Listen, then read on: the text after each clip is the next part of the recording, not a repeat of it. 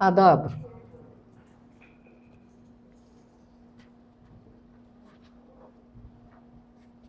Is there a love that is so deep and boundless that the beloved is present in every color, every mood, every moment, all shades imprisoned like light in a prism? This is the question I'm going to be addressing for the next 30 minutes or so. Is there a love that happens at first sight? The resounding answer from all our classical poets, as well as contemporary ones, is yes. In fact, it is the only possible way to love for real. And I found the best description of this kind of love, besides our Urdu poetry, is in Toni Morrison's Nobel Prize awarded book, Beloved. In this book, the protagonist's boyfriend, Paul D., says to her at one point, "Girl, your love too thick." And Set replies, "Love's not thick or thin. Love either is or it ain't." Such a profound statement. And I think Mir Taqi Mir captures this exact sentiment, this love and its consequences with a haunting precision. Faqeerana aaye sada kar chale, miyan khush raho, हम दुआ कर चले. जो तुझ बिन न जीने को कहते थे हम, सो इस अहद को अब वफा कर चले. शिफा अपनी तकदीर में ही न थी कि मकदूर तक तो दवा कर चले. दिखाई दिए यूं कि बेखुद किया, हमें आपसे भी जुदा कर चले. परिश्तिश की यहाँ तक कि ए बुत तुझे नजर में सबों की खुदा कर चले. और जबी सिजदा करते ही करते गई, हक़े बंदगी हम अदा कर चले. वो क्या चीज है आह जिसके लिए हर एक चीज से दिल उठा कर चले. बहुत आरज़ू थी गली की तेरी, सो यहाँ से लहू में नहा कर चले. दिखाई दिए यूं के बेखुद किया. Entrance to that gully is full of pain, sacrifice, and profound trials. If this were not bad enough, the exit from the gully is universally experienced in a bloodbath. Because even if the story ends well, as Ghalib pointed out, one day death is going to separate the lovers forever. Ghalib wrote two ghazals that read like a marsiya. The first one is that the death of his beloved adopted nephew Arif. लाजिम था कि देखो मेरा रास्ता कोई दिन और, तन्हा गए क्यों अब रहो तन्हा कोई दिन और. But the second ghazal, which I am about to read, unfolds like an elegy, not merely for a beloved lost to death, but for loss of love itself, which is doomed from the start by the ephemeral nature of life, mourning not just separation, but the illusion of permanence in human promises. Exposing the futility of vows made in a world where time itself is treacherous.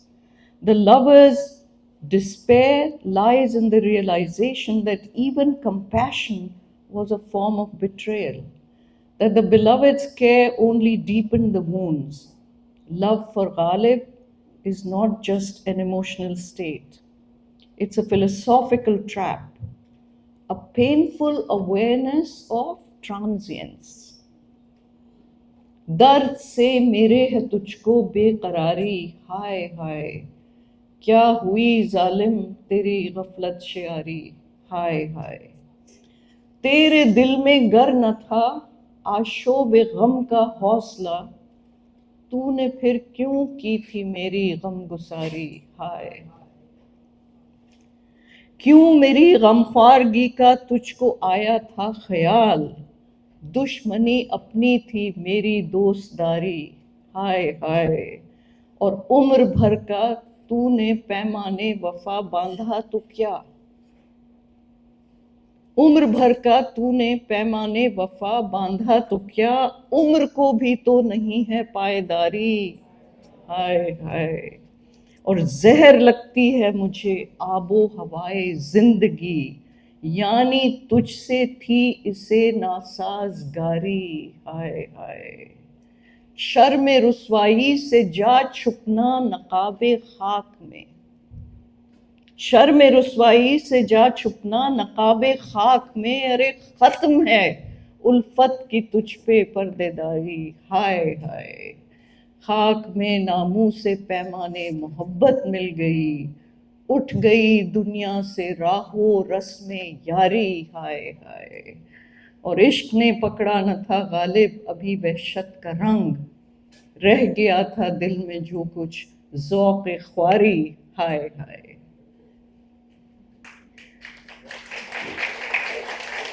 This ghazal assumes the tone of a marsiya, not because it recounts death explicitly, but because it performs mourning of trust, intimacy, and the very idea that love might transcend mortality.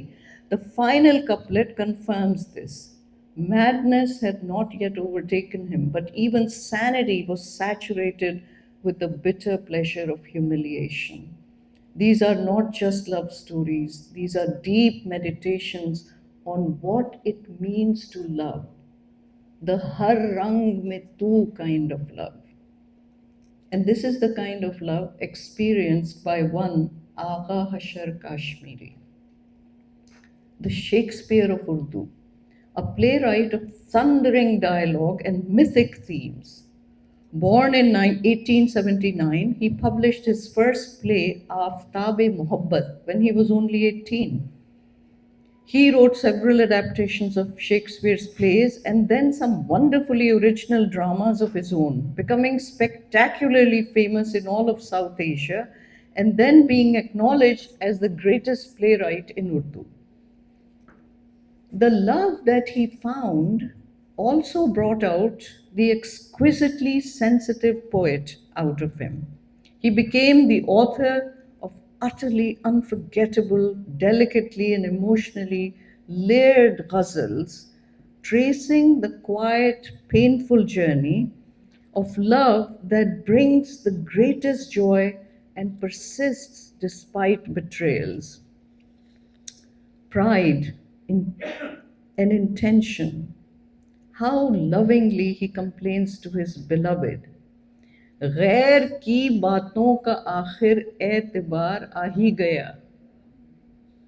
غیر کی باتوں کا آخر اعتبار آ ہی گیا. ارے میری جانب سے تیرے دل میں غبار آ ہی گیا. جانتا تھا کھا رہا ہے بے وفا جھوٹی قسم. جانتا تھا کھا رہا ہے بے وفا جھوٹی قسم. سادگی دیکھو کہ پھر بھی اعتبار آ ہی گیا. پوچھنے والوں سے گو میں نے چھپایا دل کا راز. پھر بھی تیرا نام لب پر ایک بار آ ہی گیا. اور دل میں تھا اے حشر اس سے اب نہ بولیں گے کبھی. دل میں تھا اے حشر اس سے اب نہ بولیں گے کبھی. بے وفا جب سامنے آیا تو پیار آ ہی گیا.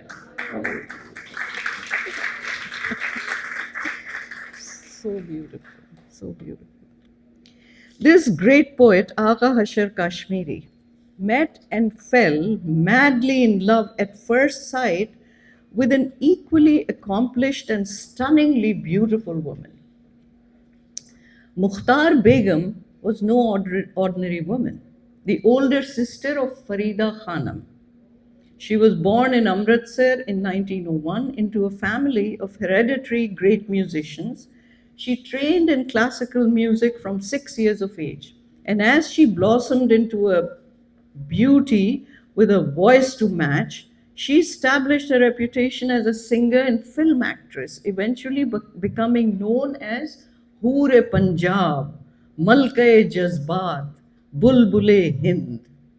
In 1920s, she was regularly invited by Rajas, Maharajas, and Nawabs to the royal courts and was given unprecedented respect. She was a frequent presence at the court of Nizam of Hyderabad, where he once seated her next to the royal princesses. And their uncle immediately objected that this is a musician, why are you seating her with the royal princesses? To which the Nizam responded in a beautiful sentence, अगर मैं एक रियासत का बादशाह हूँ तो ये अपने फन की मलका हैं, ये यहीं बैठेंगे.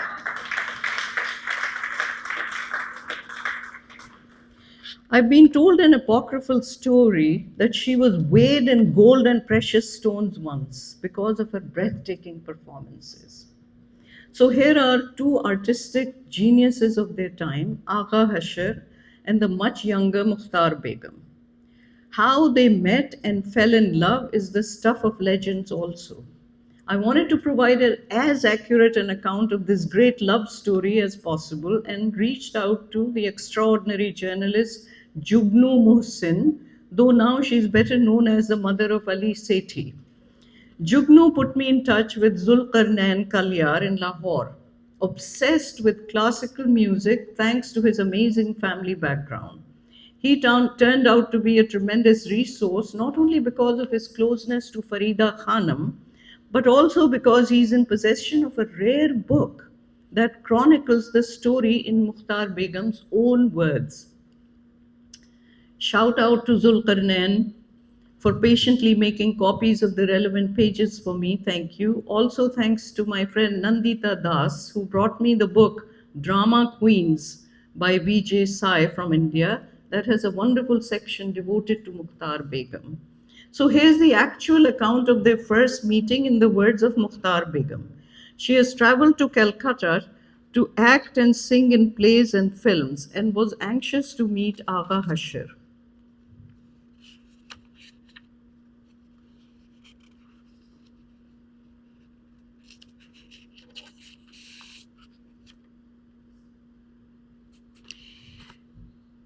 एक रोज़ मुख्तार बेगम आगा हशर से मुलाकात करने उनके दौलत कदे पर पहुंच गई. वहां लकड़ी के एक तख्त पर एक बिस्तर था, चंद मामूली कुर्सियां और उसी मेयार की 3 अलमारियां, जिनमें किताबें बड़ी करीने से सजी हुई थीं. एक शख्स खद्दर के कपड़े में मलबूस आराम कुर्सी पर दराज किताब का मुतालिया कर रहा था. मैं उस शख्स से मुखातिब हुई, मैं आगा हशर से मिलने आई हूँ, ज़रा उनको खबर कर दी जाए. वो शख्स मुझे देखते ही चौंक पड़ा. फिर उसने मुझ पर टिकटिकी बांध ली. मैं परेशान सी हो गई और घबरा कर बोली कि देखिए, मैं पंजाब से आई हूँ और आगा हशर के सलाम के लिए हाजिर हुई हूँ. बराए मेहरबानी उनको खबर कर दीजिए, क्या वो घर पर तशरीफ़ रखते हैं? मेरी बात सुनकर वो साहब कहने लगे, जी जी जी, आप तशरीफ़ रखिए, मैं आपकी तशरीफ़ आवरी और हशर को अपनी मौत की खबर देकर अभी हाजिर होता हूँ. ये कहकर वो उठे और अंदर चले गए. मैं सख्त हैरान बल्कि परेशान हुई कि या खुदा क्या माजरा है, और डर भी गई कि ये आदमी तो पागल लगता है, यहाँ से चलना चाहिए. मैं ये सोच ही रही थी कि वही शख्स गले में मफलर लपेटे, सब्ज रंग की रेशमी लुंगी और सफ़ेद सिल्क का कुर्ता पहने मेरे सामने आ गया और कहने लगा, फरमाइए, मैं ही आका हशर हूँ, आपकी खिदमत करके मैं फ़ख्र महसूस करूँगा. लेकिन उनके चेहरे पर अब तक इतनी घबराहट थी, आगा हशर की शक्ल सूरत का जो तसव्वुर मेरे जहन में था वो तो उड़ ही चुका था. इसके बजाय उनकी हर बात में बड़ी आजिज़ी, मिठास और हशरियत ने मेरी सारी कोफ दूर कर दी. बहुत देर बातें हुई, फिर उनसे मैंने ये कहते हुए इजाज़त तलब की कि मैं इंशाल्लाह फिर हाजिर होंगी. فن سیکھنے کے لیے میرا ان کے ہاں آنا جانا شروع ہو گیا. ہر ملاقات خلوص اور چاہت سے لبریز ہوتی. اتفاق سے انہی دنوں ایک دن میرے پیٹ میں شدت کا درد رہنے لگا. ڈاکٹروں سے مشورہ کیا تو انہوں نے فوری آپریشن کے لیے حکم صادر فرمایا. اسپتال جانے سے پہلے میں آغا صاحب سے ملنے گئی. وہ گھر پر موجود نہیں تھے. میں 2 سطریں لکھ کر چھوڑ آئی کہ آج میرا آپریشن ہے. زندگی موت سے لڑنے جا رہی ہے. اگر زندگی جیت گئی تو پھر ملاقات ہوگی. خدا حافظ. میں آپریشن تھیٹر جانے والی تھی کہ آغا صاحب پہنچ گئے اور بڑے ملتجانہ لہجے میں نرس سے کہنے لگے کہ آپ مجھے اجازت دیں گی کہ میں نے آپریشن تھیٹر تک لے جاؤں. انہوں نے اپنے آنسو روک رکھے تھے اور زبانوں پر دعاؤں کا سلسلہ تھا. پھر انہوں نے مجھے یہ شعر سنایا. سب کچھ خدا سے مانگ لیا. کیا بات ہے. سب کچھ خدا سے مانگ لیا, تجھ کو مانگ کر اٹھتے نہیں ہیں ہاتھ میرے اس دعا کے بعد. پھر کہنے لگے میں نے تجھے خدا کے سپرد کر دیا, اور جو چیز خدا کے سپرد کر دی جائے اس کی حفاظت وہ خود کرتا ہے. 1 ہفتے بعد میں صحت یاب ہو کر گھر واپس آ گئی. انہوں نے ایک قیمتی ہیرے کی انگوٹھی مجھے پہناتے ہوئے کہا کہ یہ آپ کی صحت یابی کی خوشی میں پیش کر رہا ہوں. ہماری ملاقاتیں انسیت سے محبت میں تبدیل ہو گئیں, اور پھر سچی اور بے لوث محبت نے ہمیں ایک دوسرے کا جیون ساتھی بنا دیا. آغا صاحب نے کہا کہ میں آپ سے ملنے سے پیشتر صرف ایک مصرع تھا, اب پورا شعر بن گیا ہوں.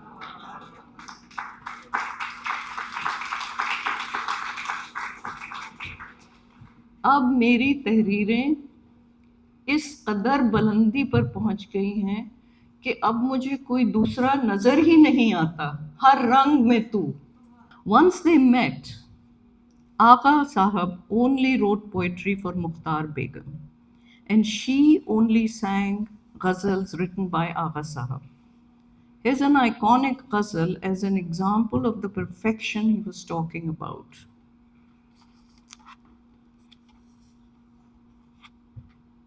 تم اور فریب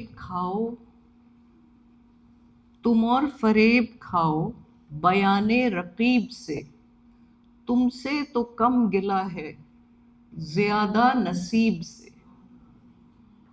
گویا تمہاری یاد ہی میرا علاج تھی, ارے پہروں رہا ہے ذکر تمہارا طبیب سے.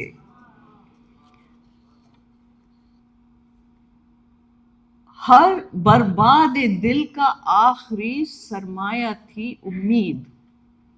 برباد دل کا آخری سرمایہ تھی امید, وہ بھی تو تم نے چھین لیا اس غریب سے. دھندلا چکی نگاہ دم واپسی ہے اب, پاس آ کہ دیکھ لوں تجھ کو قریب سے. آیا ہے گل فروشی کو پھر تاجر بہار. فرزانہ. آیا ہے گل فروشی کو پھر تاجر بہار, کل حشر کہہ رہی تھی صبا عندلیب سے. تم اور فریب کھاؤ بیان رقیب سے, تم سے تو کم گلہ ہے زیادہ نصیب سے.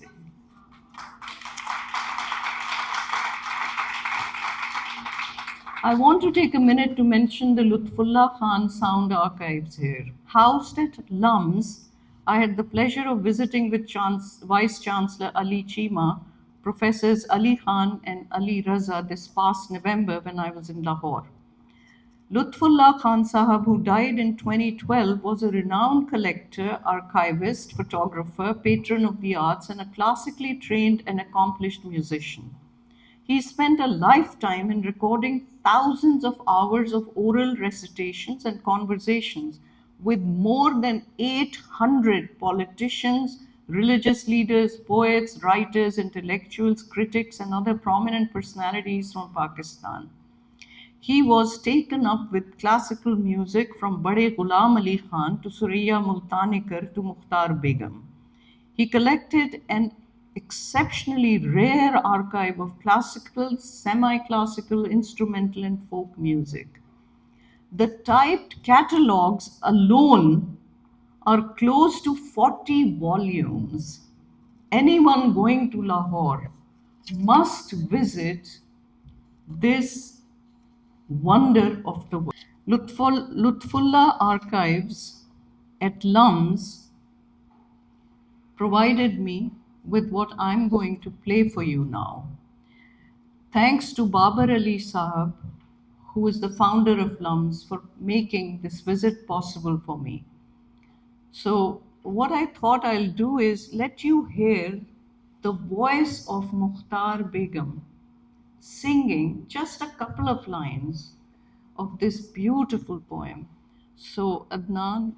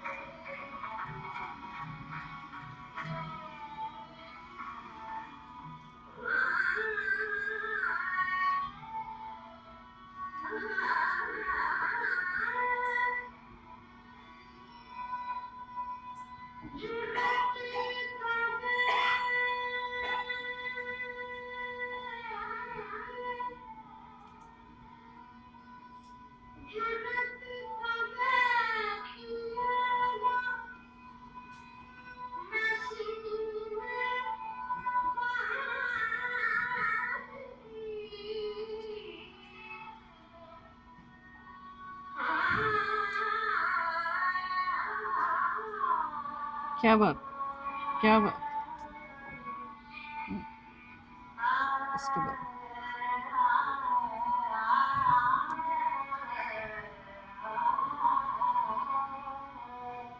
کیا بات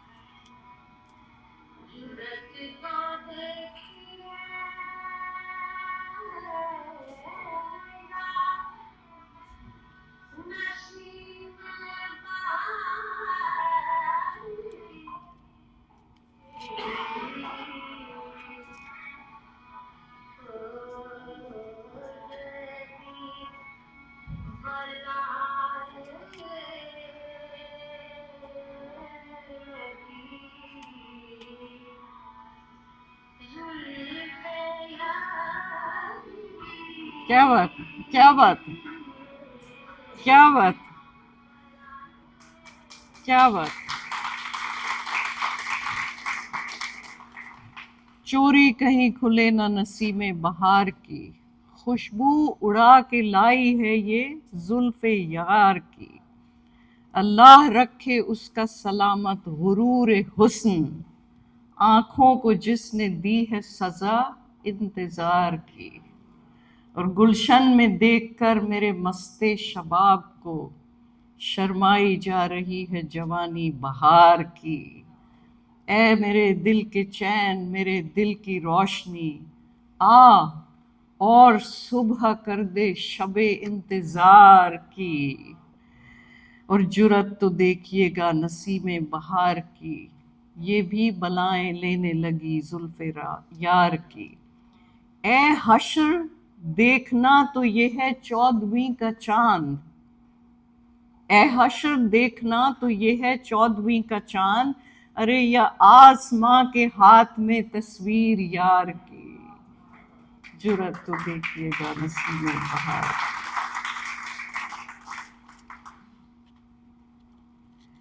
Here's another one of Agha Sahab's ghazal, where he reflects on the human tendency to believe in the beloved despite all evidence to the contrary. There's a tension between reason and emotion, and the poets all side with passion, of course. My favorite is Khumar Barabankwi, who understands कि दिल और अक्ल बिल्कुल उल्टी बातें कहते हैं. तो उनका solution क्या है? अक्ल और दिल अपनी अपनी कहें जब खुमार, अक्ल कुछ कह रही है, दिल कुछ, हुमा के लिए है ये. अक्ल दिल अपनी अपनी कहें जब खुमार, अक्ल की सुनिए दिल का कहा कीजिए. Agha Hashar understands that the heart knows it is being wronged, yet it surrenders again and again and again. He tries to hide his love, to contain his feelings, but the beloved's name escapes his lips unbidden. The final verse in this ghazal will capture the essence of the ghazal, a vow of silence, self-protection, perhaps even pride, but when confronted with the presence of the beloved, all resolves dissolve. This is a very loving shikayat. गैर की बातों का आखिर एतबार आ ही गया, मेरी जानिब से तेरे दिल में गुबार आ ही गया. And this is the one we just read. So what exactly does this mean when जी में था ए हश्र उससे अब न बोलेंगे कभी, बेवफा जब सामने आया तो प्यार आ ही गया? What is love at first sight? How does it happen? Why does it happen? I want to go a little bit to the science side now. Carl Jung, the great Swiss psychoanalyst, offered a plausible explanation for this love at first sight. Jung believed that the Agha Hashar Mukhtar Begum kind of love is not a random or a magical accident. There are two powerful psychological reasons for it. The first involves projection. All of us suppress some parts of our personality. When we meet someone who represents our suppressed traits, we feel an intense attraction, a secret pull. For example, we say opposites attract. An introvert could fall for an extrovert. But the second reason for love at first sight comes from a deeper inner image we all carry of what the ideal lover should look like. These ideal images are shaped early in life through our relationships with parents, stories we hear, movies we watch, and the culture we grow up in. Over time, they settle quietly in our unconscious mind. When we meet someone who even vaguely matches this inner picture, whether it's in the way they speak, move, or simply make us feel, it can create a powerful sense of connection, as if we have found our soulmate. But often, this feeling isn't fate or magic. It is our mind responding to something familiar and deeply rooted inside of us. That means it doesn't represent the other person properly. It's an image we have inside of us. This can become a problem very quickly, as Oscar Wilde explained. The refrain of his famous poem, The Ballad of Reading Gaol, is all men kill the things they love. When Wilde came out of jail, his boyfriend, Lord Alfred Douglas, asked him what he meant by this. Wilde first tried to evade an answer, but when pushed by Bosie, he gave a brilliant and a prescient explanation. He said, look, when we meet someone for the first time, we make an image of them in our minds. But when we meet them again and again, and they do not fit the image in our mind, then instead of changing the image, we try to change the person, and that kills the love.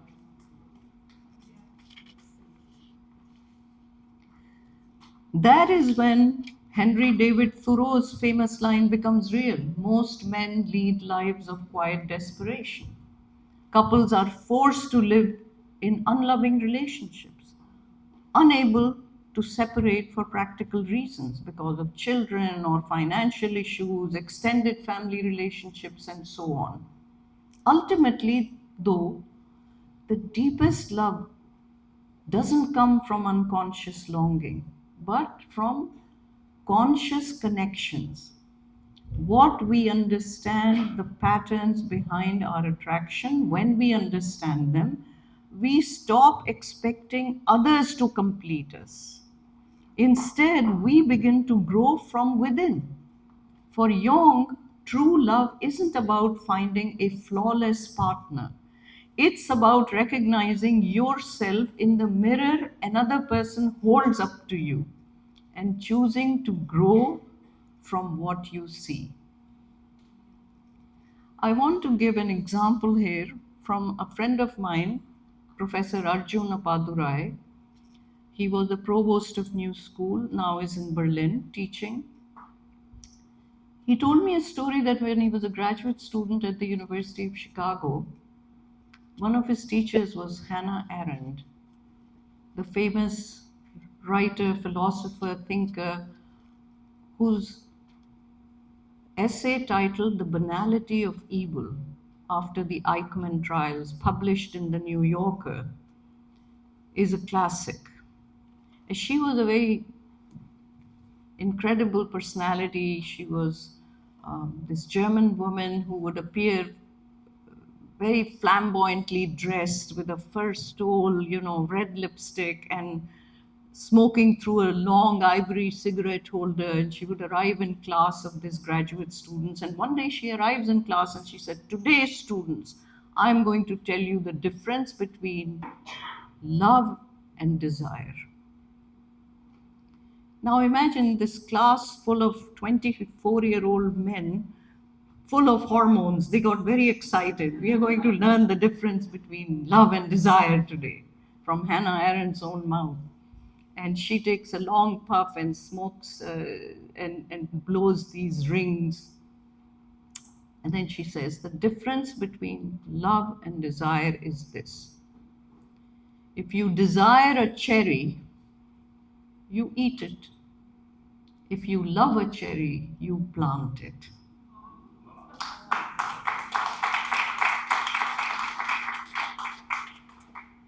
Aristotle calls this love teleia philia, the highest form of love, which is friendship, in which two people love each other for the sake of the other's character and virtue. This bond exists for the ultimate good of both individuals. This is the love that Agha Hashar and Mukhtar Begum had for each other. This is the love every one of us should be striving for, not just in romantic relationships, but in every relationship in life and everything we do in life. Do it for love and do it for the benefit and the good of the other, the person you love, the thing you love, the passion that you have. You have to be selfless and give your unconditional love. And that's what really keeps it alive, the harang mein tu kind of love. And so, Harang Mein Tu is not merely a poetic conceit, it's a philosophy of the 1,000 manifestations of love in every nuance, every gesture, every ghamzao ishwao ada. It is a way of seeing the beloved not only in spring's fragrance or autumn's colors, but in the very act of being. And Urdu poetry is so amazing because it dares to ask the question, can love survive disillusionment? Can longing outlive the lover? And once again, our grand classic poets respond with one voice, yes. They imagine scenes of continued decorum and utter surrender, showing their dedication even as they are dying or after they are no more. Faiz reserves his last look for the beloved's threshold. बेहिर्सो हवस बेखौफ व खतर, इस हाथ में sir इस कफ पे जिगर, यूं कुएं सनम में वक्त सफर नज़ारे बामे नाज किया. गालिब हूँ है दिल खाक में अहवाल बुता पर, यानी मरने के बाद भी खाक में हूँ, वहां भी मेरा दिल खून हुए जा रहा है। क्यों? हूँ है दिल खाक में अहवाल बुता पर, अरे उनके नाखून हुए मोहताज हिना मेरे बाल।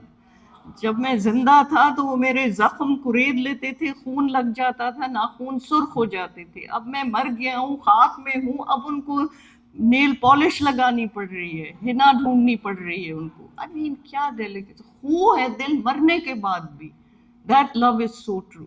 हूँ है दिल खाक में अहवाल बुता पर, उनके नाखून हुए मोहताज हिना मेरे बाद। Ghalib's heart is bleeding even after he's dead. Mir Taqi Mir epitomizes the humility and utter self effacement that comes with love and beautifully expresses it here. Dur baitha gubare mir usse. He is dead, he is cremated, खाक बन गए हैं, वो खाक बन के उड़ी, वो भी जाएगी, उसी थ्रेशोल्ड पे पहुंचेगी और वहां पहुंच के फिर भी दूर बैठेंगे। क्यों? दूर बैठा गुबारे मीर उससे, कहीं उनको कोई डिस्कम्फर्ट ना हो जाए, कहीं उनको कुछ बुरा ना लग जाए। अब दूसरी लाइन आप सोच नहीं सकते कितनी खूबसूरत है। दूर बैठा गुबारे मीर उससे, इश्क बिन ये अदब नहीं आता, इश्क बिन ये अदब नहीं। Even after he's dead, Mir's dust, his most reduced, humble essence, keeps a respectful distance from the beloved so as not to cause any discomfort. This restraint, this refined etiquette is not mere custom. It comes only from a deep, consuming love. True love teaches you adab, not just politeness, but the sacred etiquette of presence, silence, and surrender. Iqbal sides with Mir. Courtesy is the first etiquette among the etiquettes of love. खामोश है दिल, भरी महफिल में चिल्लाना नहीं अच्छा। खामोश है दिल, भरी महफिल में चिल्लाना नहीं अच्छा। अदब पहला करीना है मोहब्बत के करीनों में।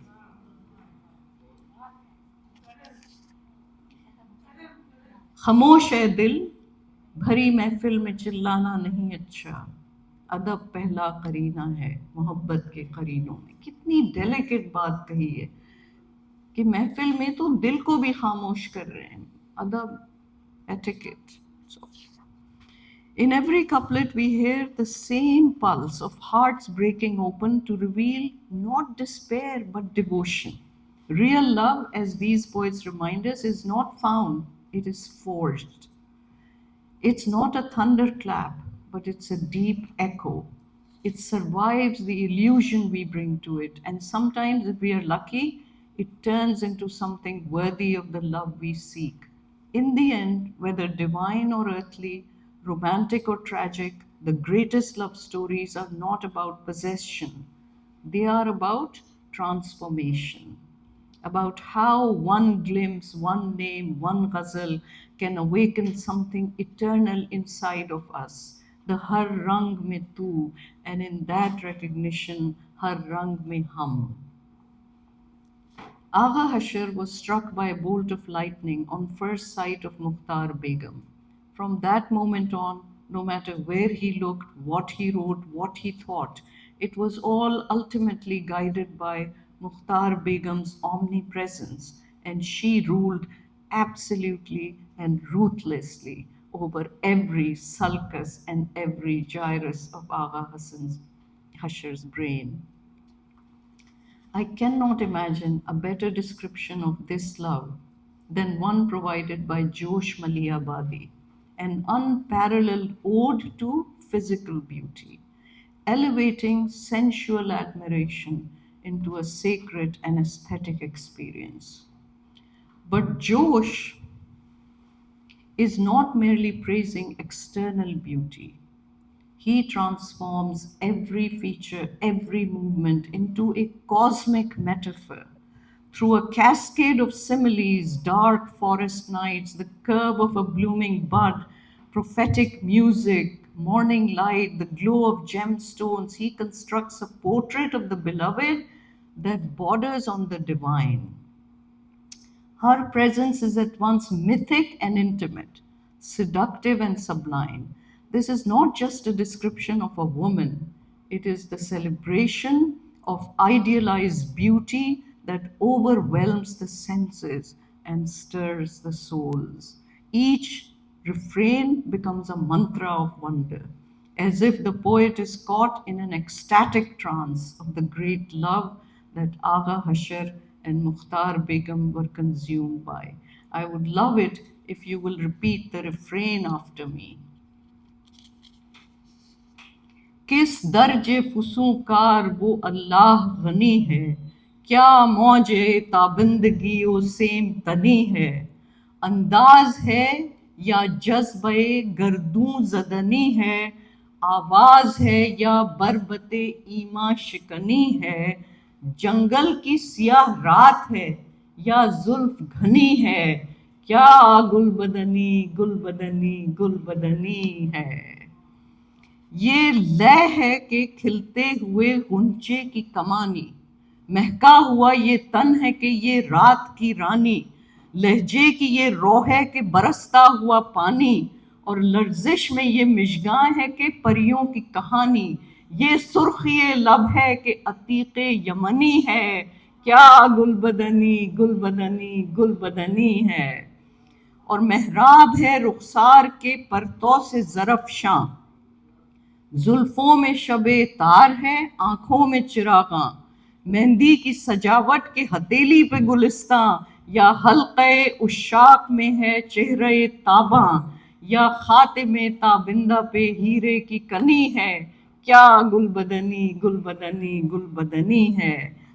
सीने पे ये पल्लू है कि एक मौज हुबाबी, माथा है कि एक सुबह का परतौ है शहाबी, आंखें हैं कि बहके हुए दो मस्त शराबी, और पैकर है कि इंसान के सांचे में गुलाबी, और गेसू है कि गुलबाजिए मुश्के खतनी है, क्या गुलबदनी गुलबदनी गुलबदनी है। काकुल में दरख्शां है ये पेशानी रक्सां, या साये जुल्मात में है चश्मे हैवां, हाथों पे है ये चेहरा कि है रहल पे कुरान, और चेहरे गुल रंग में गलताओं खरोशां, रखशंदगी खून रगे यासमनी है, क्या गुलबदनी गुलबदनी गुलबदनी है। इश्वे है कि एक फौज खड़ी लूट रही है, छलबल है कि छाती को जमी कूट रही है, अंगड़ाई का खम है कि धनक टूट रही है, और मुखरा है कि पर्वत पे किरण फूट रही है, कामत है कि बरनाई ये सर्वे चमनी है, क्या गुलबदनी गुलबदनी गुलबदनी है। तन में है वो खुशबू के हैं गुल सर बगरेबां, चेहरे पे वो सुर्खी है कि हैरान गुलिस्तां, वो चाल में है लौच के शाखें हैं पशेमा, और लाल गोहर बार पे है नगमे गलता, वो नगमा के एक वलवले शोला जनी है, क्या गुलबदनी गुलबदनी गुलबदनी है। और गर्दन में चंदन हार है, हाथों में है कंगन, उपटे हुए इश्वे हैं गरजता हुआ जोबन, जौला है जवानी के धुंधलके में लड़कपन, और कोरा है जो पिंडा तो जुनू खेज है उपटन, गुल रंग शलोका है कबा नाज जनी है, क्या गुलबदनी गुलबदनी गुलबदनी है। खिलवत में वो तस्लीम है जिलवत में तहक्कुम, साहिल पे सुबुक मौज सफीने में तला तुम, हुजरे में खामोशी है शबिस्ता में तकल्लुम, और खेमे में तुनुक आह ख्यालों में तरन्नुम, आगोश में तलवार है घूंघट में बनी है, क्या गुलबदनी गुलबदनी गुलबदनी है।